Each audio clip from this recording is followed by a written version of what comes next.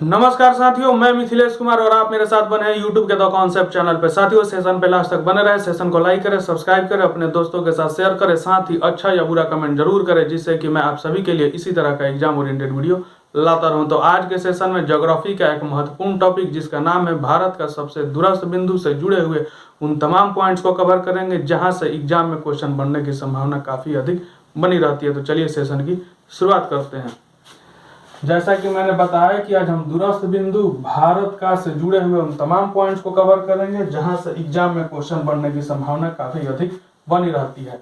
तो दूरस्थ बिंदु से जुड़ा हुआ पहला पॉइंट है कि भारत का सबसे उत्तरी बिंदु का क्या नाम है, यानी भारत के संपूर्ण क्षेत्रफल का सबसे उत्तर में स्थित उस बिंदु का क्या नाम है जहां पे भारत के क्षेत्र विस्तार का समापन होता है और उसी बिंदु से अगले देश के क्षेत्र का प्रारंभ होता है। तो उस बिंदु का नाम हो जाता है आपको इंदिरा कौल।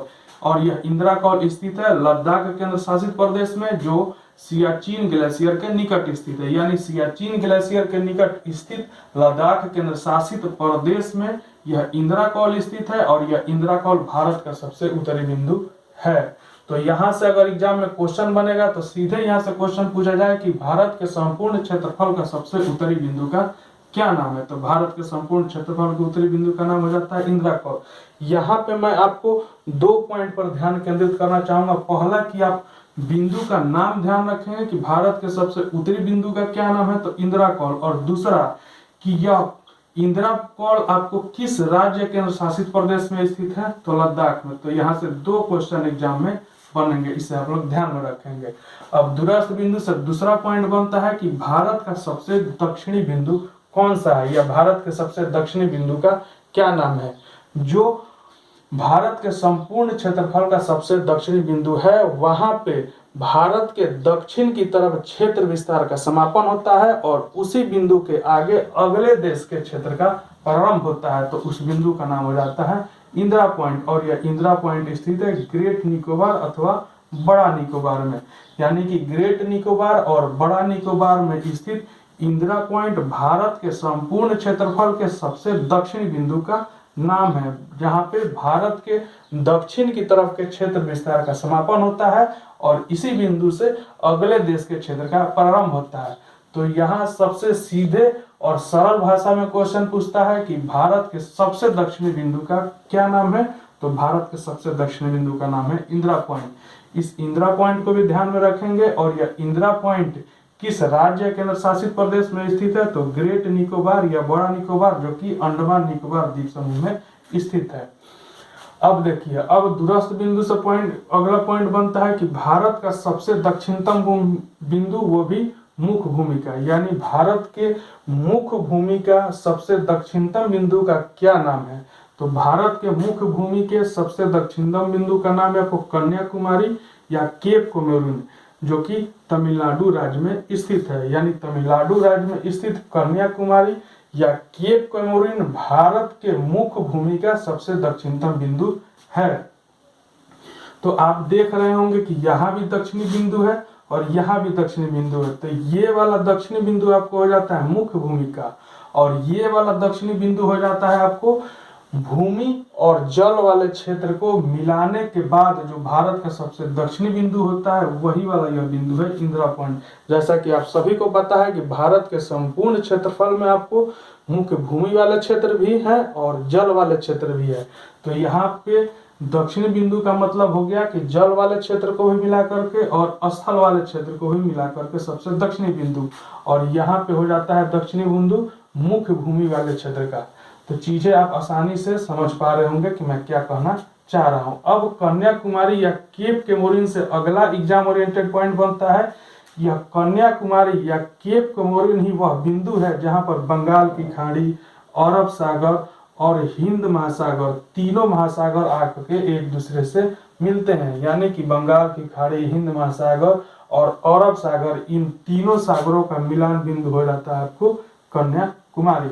अब दूरस्थ बिंदु से अगला पॉइंट बनता है कि भारत का सबसे पूर्वी बिंदु का क्या नाम है। यानी भारत के सबसे पूर्वी बिंदु का, यानी कि भारत के संपूर्ण क्षेत्रफल के सबसे पूर्वी बिंदु का क्या नाम है, जहां पे भारत का पूरब की तरफ का क्षेत्र विस्तार का समापन होता है और उस बिंदु से अगले देश के क्षेत्र का प्रारंभ होता है तो बिंदु हो जाता है किबिथु, और यह किबिथु स्थित है अरुणाचल प्रदेश, यानी अरुणाचल प्रदेश में स्थित किबिथु ही वह बिंदु है जो भारत के सबसे पूर्वी बिंदु है, जहां पे भारत के पूरब की तरफ के क्षेत्र विस्तार का समापन होता है और इसी बिंदु से आगे अगले देश के क्षेत्र का प्रारंभ होता है। तो यह हो जाता है किबिथु। अगर यहाँ पे एग्जाम में क्वेश्चन बनेगा तो सीधे और सरल भाषा में क्वेश्चन पूछ लिया जाता है कि भारत का सबसे पूर्वी बिंदु का क्या नाम है, तो याद रखेंगे कि किबिथु, इसको भी याद रखना है किबिथु को भी, और यह किबिथु किस राज्य में स्थित है, तो अरुणाचल प्रदेश में स्थित है।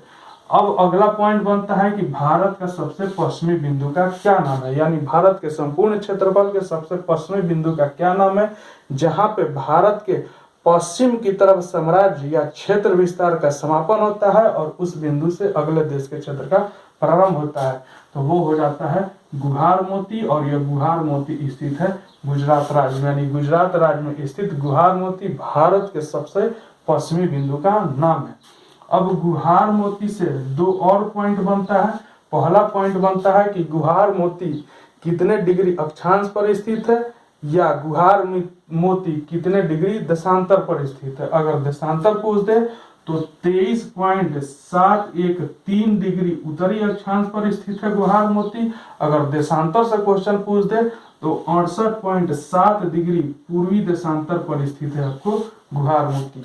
तो कितना डिग्री उत्तरी अक्षांश पर स्थित है, 23.713 डिग्री उत्तरी अक्षांश, और देशांतर पूछ दे तो 68.7 डिग्री पूर्वी देशांतर पर स्थित है यह गुहार मोती, और यह गुहार मोती भारत का सबसे पश्चिमी बिंदु है।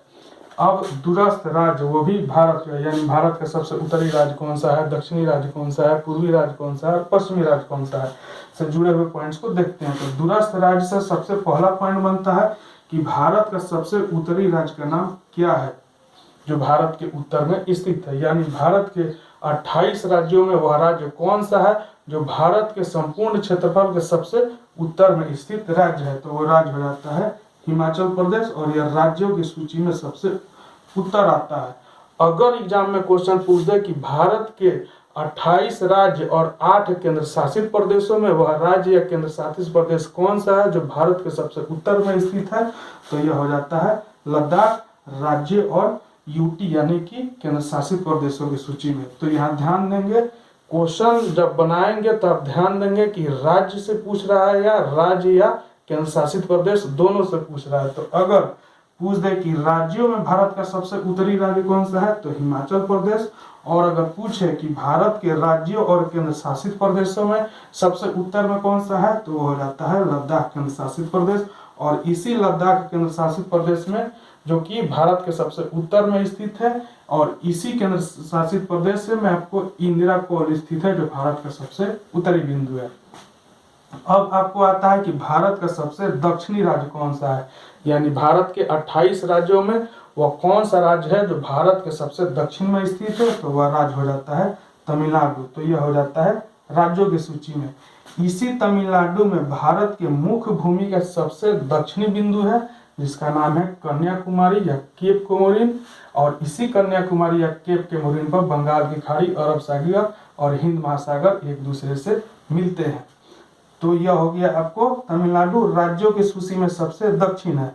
अगर राज्यों और केंद्र शासित प्रदेशों की सूची में पूछे कि भारत के 28 राज्य और 8 केंद्र शासित प्रदेशों में भारत के सबसे दक्षिण में स्थित वह राज्य केंद्र शासित प्रदेश कौन सा है, तो इसका आंसर जाएगा अंडमान निकोबार द्वीप समूह, और यह आ जाता है राज्यों और यूटी की सूची में। इसी अंडमान निकोबार द्वीप समूह में आपको ग्रेट निकोबार और बड़ा निकोबार, जो कि अंडमान निकोबार द्वीप समूह के सबसे दक्षिणी वाले हिस्से में है, और इसी में आपको आ जाता है इंदिरा पॉइंट, जो भारत के संपूर्ण क्षेत्रफल का सबसे दक्षिणी बिंदु है। अब देखिए, अब पूछ देगा कि भारत का सबसे पूर्वी राज्य कौन सा है, यानी भारत के संपूर्ण 28 राज्यों में वह राज्य कौन सा है जो भारत के सबसे पूर्व में स्थित है, तो वह राज्य हो जाता है अरुणाचल प्रदेश। और इसी अरुणाचल प्रदेश में भारत का सबसे पूर्वी बिंदु स्थित है, जिसका नाम है आपको किबिथु। अब अगला पॉइंट बनेगा कि भारत का सबसे पश्चिमी राज्य कौन सा है, यानी भारत के संपूर्ण 28 राज्यों में वह राज्य कौन सा है जो भारत के सबसे पश्चिम में स्थित है, तो वह राज्य हो जाता है गुजरात। और इसी गुजरात राज्य में आपको भारत का सबसे पश्चिमी बिंदु स्थित है जिसका नाम है गुहार मूर्ति। तो साथियों आज के सेशन में बस इतना ही, फिर हम अगले सेशन में मिलेंगे एक नए टॉपिक के साथ। तब तक के लिए जय हिंद, वंदे मातरम।